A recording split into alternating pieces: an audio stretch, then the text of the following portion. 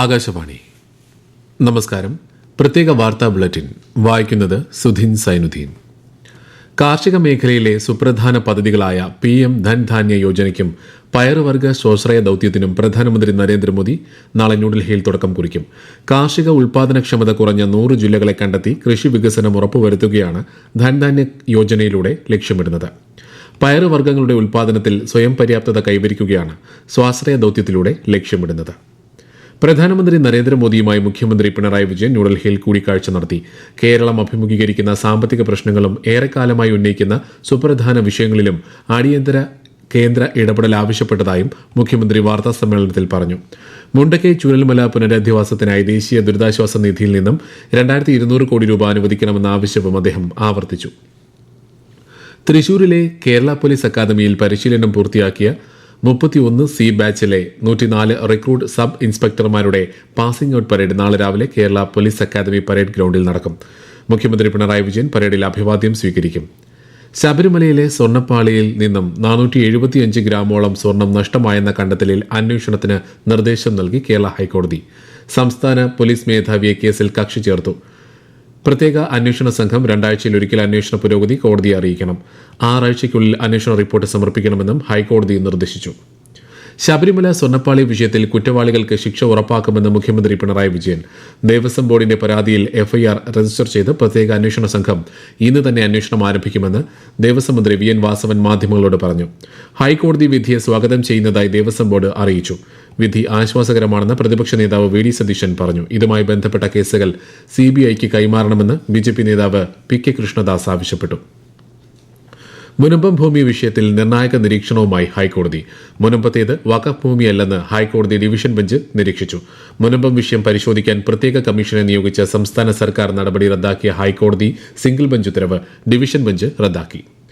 രാഷ്ട്രപതി ദ്രൌപദി മുർമുവിന്റെ ശബരിമല ദർശനവുമായി ബന്ധപ്പെട്ട് ഒരുക്കങ്ങൾ ഊർജിതമാക്കി തിരുവിതാംകൂർ ദേവസ്വം ബോർഡ്.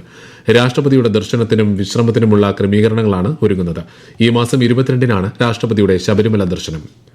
കേന്ദ്ര ശാസ്ത്ര വ്യവസായ ഗവേഷണ കൌൺസിലിന് കീഴിലുള്ള തിരുവനന്തപുരത്തെ national institute for inter disciplinary science and ടെക്നോളജിയുടെ സുവർണ ജൂബിലി ആഘോഷം ബുധനാഴ്ച പാപ്പനംകോട് നടക്കും. കേന്ദ്ര സഹമന്ത്രി ജിതേന്ദ്ര സിംഗ് മുഖ്യാതിഥിയാകും. കേരളത്തിലേക്ക് കൂടുതൽ വന്ദേ ഭാരത് സർവീസുകൾ ആവശ്യപ്പെടുമെന്ന് കേന്ദ്ര സഹമന്ത്രി ജോർജ് കുര്യൻ.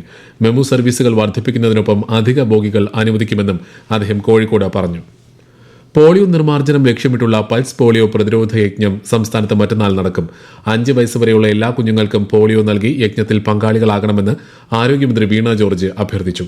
സ്കൂളുകൾ, അംഗനവാടികൾ, വായനശാലകൾ, സർക്കാർ ആരോഗ്യ സ്ഥാപനങ്ങൾ, സ്വകാര്യ ആശുപത്രികൾ എന്നിവിടങ്ങളിലെ ബൂത്തുകൾ ഞായറാഴ്ച രാവിലെ 8 മുതൽ വൈകുന്നേരം 5 മണിവരെയും ട്രാൻസിറ്റ് ബൂത്തുകൾ വൈകിട്ട് 8 മണിവരെയും പ്രവർത്തിക്കും. സംസ്ഥാനത്തെ 14 ആരോഗ്യ കേന്ദ്രങ്ങൾക്ക് കൂടി NQAS ദേശീയ ഗുണനിലവാര അംഗീകാരം ലഭിച്ചതായി ആരോഗ്യമന്ത്രി വീണ ജോർജ്. ഇതോടെ സംസ്ഥാനത്ത് ഈ അംഗീകാരം ലഭിച്ച ആരോഗ്യ സ്ഥാപനങ്ങളുടെ എണ്ണം 275 സംസ്ഥാനത്ത് ഒറ്റപ്പെട്ട ശക്തമായ മഴ തുടരും.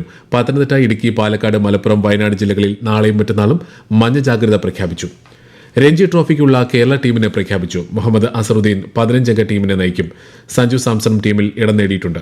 ഈ മാസം 15-നാണ് രഞ്ജി ട്രോഫിയുടെ പുതിയ സീസൺ ആരംഭിക്കുക. കാര്യവട്ടം ഗ്രീൻഫീൽഡ് സ്റ്റേഡിയത്തിൽ നടക്കുന്ന ആദ്യ മത്സരത്തിൽ മഹാരാഷ്ട്രയാണ് കേരളത്തിന്റെ എതിരാളികൾ. India west Indies test cricket പരമ്പരയിലെ 2ാമത്തെയും അവസാനത്തെയും മത്സരത്തിൽ ഇന്ത്യ ശക്തമായ നിലയിൽ. ആദ്യ ദിനം കളി നിർത്തുമ്പോൾ ഇന്ത്യ 1-ാം ഇന്നിംഗ്സിൽ 2 വിക്കറ്റ് നഷ്ടത്തിൽ 318 റൺസ് എടുത്തിട്ടുണ്ട്. 2025 സമാധാനത്തിനുള്ള നൊബേൽ സമ്മാനം വെനസ്വേലയിലെ ജനാധിപത്യ പ്രവർത്തക മരിയ കൊറീന മച്ചാഡോയ്ക്ക്. വെനസ്വേലയിലെ ജനാധിപത്യ സംരക്ഷണ പ്രവർത്തനങ്ങൾ പ്രോത്സാഹിപ്പിക്കുന്നതിനായി നടത്തിയ അക്ഷീണ പ്രവർത്തനങ്ങൾക്കാണ് പുരസ്കാരം. റീജിയണൽ ക്യാൻസർ സെന്ററിൽ ചികിത്സയിലുള്ളവർക്ക് ഗുളികകൾ മാറി നൽകിയെന്ന പരാതിയെക്കുറിച്ച് സമഗ്രമായ അന്വേഷണത്തിന് സംസ്ഥാന മനുഷ്യാവകാശ കമ്മീഷൻ ഉത്തരവിട്ടു. 3 ആഴ്ചയ്ക്കകം അന്വേഷണ റിപ്പോർട്ട് സമർപ്പിക്കണമെന്നും കമ്മീഷൻ പറഞ്ഞു. എന്നാൽ ഒരു രോഗിക്ക് പോലും മരുന്ന് മാറി നൽകിയിട്ടില്ലെന്ന് RCC വ്യക്തമാക്കിയിരുന്നു. കൊച്ചി വാട്ടർ മെട്രോയുടെ മട്ടാഞ്ചേരി, വില്ലിംഗ്ടൺ ഐലൻഡ് ടെർമിനലുകൾ നാളെ മുഖ്യമന്ത്രി പിണറായി വിജയൻ ഉദ്ഘാടനം ചെയ്യും. വാട്ടർ മെട്രോയുടെ മട്ടാഞ്ചേരി ടെർമിനലിലാണ് ഉദ്ഘാടന ചടങ്ങ്. ബീഹാർ നിയമസഭാ തെരഞ്ഞെടുപ്പ് ആദ്യഘട്ടത്തിനായുള്ള വിജ്ഞാപനം കേന്ദ്ര തെരഞ്ഞെടുപ്പ് കമ്മീഷൻ ഇന്ന് പുറപ്പെടുവിച്ചു. 243-അംഗ നിയമസഭയിലേക്കുള്ള തെരഞ്ഞെടുപ്പ് 2 ഘട്ടങ്ങളിലായാണ് നടക്കുക. നവംബർ 6-നാണ് 121 സീറ്റുകളിലേക്കുള്ള 1-ാം ഘട്ട വോട്ടെടുപ്പ്. നാമനിർദ്ദേശ പത്രിക സമർപ്പിക്കാനുള്ള അവസാന തീയതി ഈ മാസം 17-ആണ്. 2-ാം ഘട്ട വോട്ടെടുപ്പ് നവംബർ 11-ന് നടക്കും. പ്രത്യേക വാർത്താ ബുള്ളറ്റിൻ കഴിഞ്ഞു. അടുത്ത വാർത്താ പ്രക്ഷേപണം നാളെ രാവിലെ 6:45-ന്.